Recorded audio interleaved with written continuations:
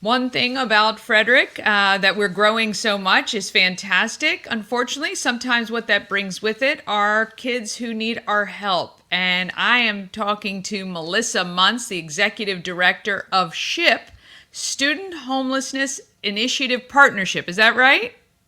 That's right. That's Okay, right. okay, got it. So, SHIP helps out homeless students, and I'm going to let Melissa kind of give us the brief on how SHIP came to be and where it is today. Sure. Well, thank you so much for having me. And I'm always happy to talk about this important topic. So many of the students we serve fly very under the radar. So there are actually more than 1,000 students in Frederick County Public Schools alone experiencing homelessness. And Wow. that doesn't even count those that are in college, those who haven't entered school yet. There are just so many young people trying to connect to education in our community that are experiencing housing insecurity. So we Mm, exist to help them. We know that young people who don't graduate from high school are 3.5 times more likely to experience homelessness as an adult. So yeah. we try very hard to build capacity in the students we serve so that they can ultimately break that cycle of homelessness. They stay connected to education, they graduate, they take action on going to their next step, whether that's college, trade school, workforce training, whatever that next step may be, to Right. become an adult who is not experiencing homelessness. So we do this by working with students all the way from kindergarten through age 24. And we really specialize in case management, which is an individual approach to helping students. So really making sure there's not a one size fits all solution because every student has a totally different set of Yeah. barriers. Yeah. We want to make sure that we're really customizing our approach student by student to make sure that we eliminate those barriers and teach them how to build capacity so that they can move on to their next step when they're eventually without us. Yes, yes. And I mean, what you guys do is just fantastic. Now, of those 1,000 homeless students, how many are you guys kind of in contact with or have a relationship with? So we are typically serving around 300 students at a time in our program. That can look a lot of different ways. There are students who are receiving driver's education. There are students who we're helping with the FAFSA. There are students who we're goal setting with and service planning with. There are students who we're providing hygiene items to, and clothing, and shoes, and shelf stable food. It really runs the gamut. Yeah. But we typically are serving about 300 students at a time, and that's a one-on-one relationship with a case manager. So it's not just a one-time, okay, here are your students and walk away.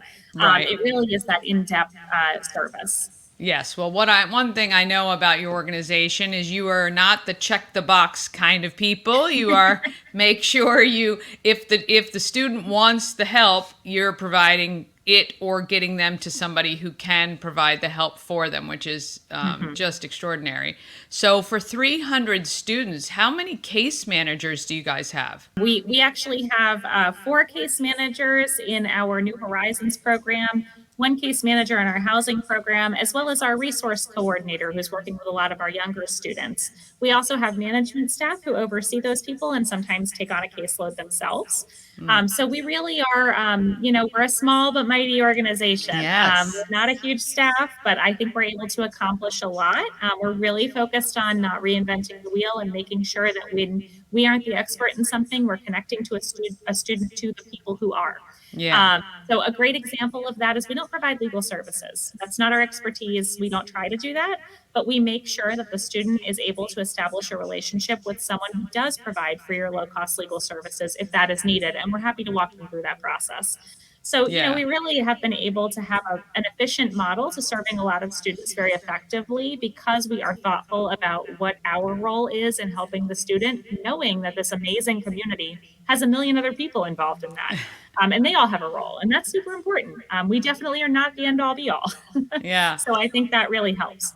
Well, I do know that, so many organizations kind of overlap a little bit. But the great thing about that is when you share those resources, you're able to kind of also help the person you're helping on the other end in a more well-rounded way, right? So, Yep, yeah. that's exactly right. And we love that. We really want to be a good community Yeah. partner to so many of the other organizations that help our students. It benefits all of us to work together as best we can.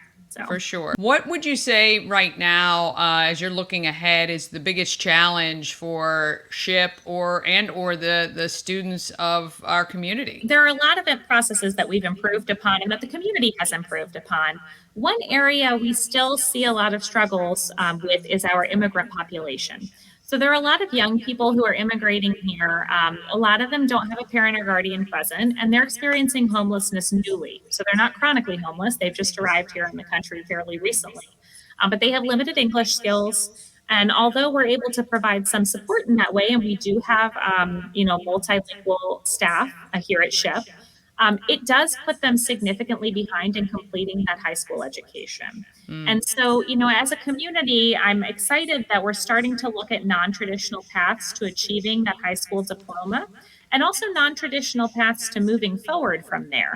So, for example, if a young person is an immigrant student and has not fully completed their immigration process, they are unable to work legally, which mm, means they can't participate in things like apprenticeship programs and paid internship opportunities and things that could be a really great stepping stone for them from that high school experience into their next step. right. They also are often in sheltered English classes, meaning that they're in the schools learning in their native language with assistance, and that's wonderful.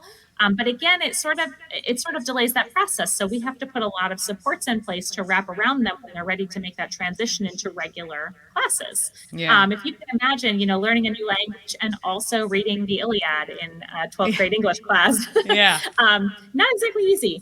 Yeah. So, I think that what we're seeing right now is the biggest need that we have to sort of figure out as a community how to better support is wrapping around that immigrant population who may have come here without a parent or guardian and figuring out how we help them get to that next step.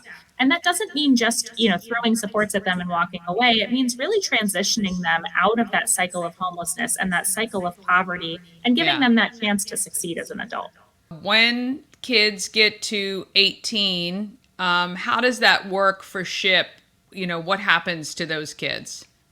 Yeah, so we serve all the way up to 24. So as long Okay. as they're still connected to education, it doesn't matter that they turned 18 for our purposes. Okay. What it does do, that's a good thing, is it actually makes them eligible for more of our service. So, for instance, we can provide rapid rehousing to our students who are 18 and over, which is us assisting them in entering a lease and then providing some supplemental rent assistance. Oh, wow. So now that they're 18, they actually can engage in even more of our case management based services.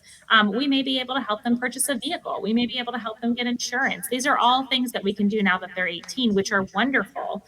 They can sign for themselves for some things, like us transporting them. Yeah. If they didn't have a parent or guardian to sign and they were 16, that's a barrier. But now they're 18, they can sign for themselves. So we continue to work with them all the way through 24 because we can still consider those youth. What do you guys have coming up that we as a community can support? Yeah, so the very next thing coming up is on May 23rd, our annual Lip Sync fundraiser is coming up. If you go to shipfrederick.com, you could certainly purchase a ticket to attend. It is a lot of fun.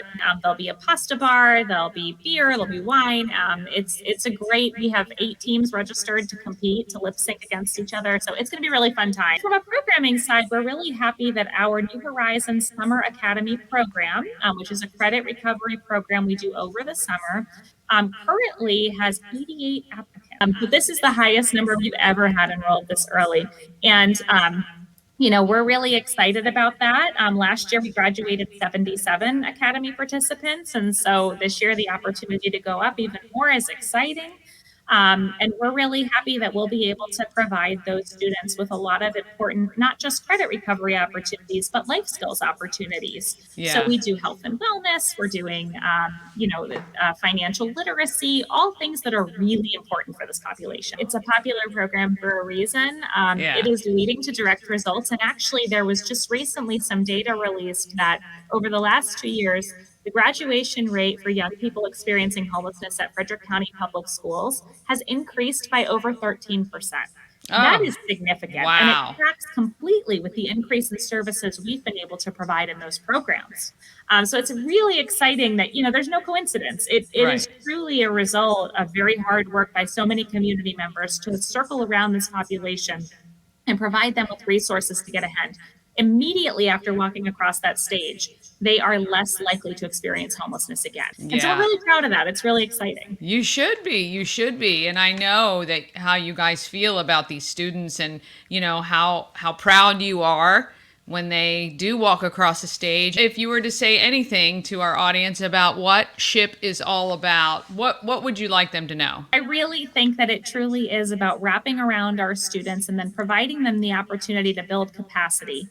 We really focus on that capacity building, youth choice, so respecting their wishes and desires, presenting all the options to our young people and saying, what do you want to do? And let us help Yeah. you get there. We really have to make sure that we're providing them with the tools and the opportunity that any other young person who has an involved and dedicated parent, who has a stable home, who has been provided with all the supports we hope that we will give our children. Yeah. We need to give them that same opportunity. We have to figure out how we can get to know the young person and really help them pave their own path.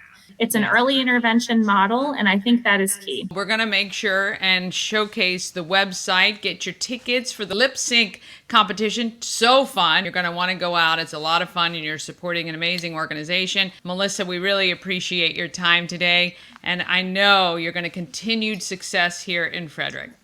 Oh, thank you so much. And thanks so much for having us.